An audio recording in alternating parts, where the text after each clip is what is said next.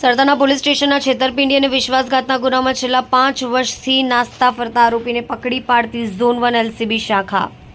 police commissioner Surat શહેરે અધિક police commissioner sector 1 નાયબ police commissioner Shaktiba Dabhi zone 1 શહેરનાઓએ નાસ્તા ફરતા આરોપીઓને શોધવા આપેલ સૂચના અને માર્ગદર્શન અન્વયે ઝોન 1 એલસીબી શાખાના પોલીસ માણસો assistant head constable Sahdevsinh Mahipatsinh, assistant head constable Karansinh Shankarsinh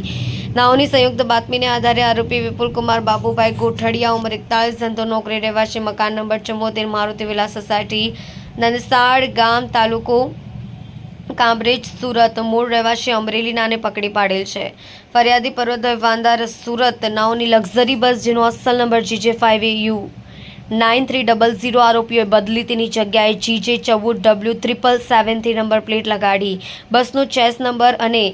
engine નંબરમાં છેડછાડ કરીને અલગ અલગ નંબરો બદલી પેનલ્ટી સાથેનો આરટીઓ ટેક્સની સરકારને આપવાની થતી રકમ 19,66,734 ન ભરી લક્ઝરી બસ ફેરવી લક્ઝરી બસના અસલ ચેસિસ નંબરની પ્લેટ કાઢી નાખી ખોટા ચેસિસ નંબરની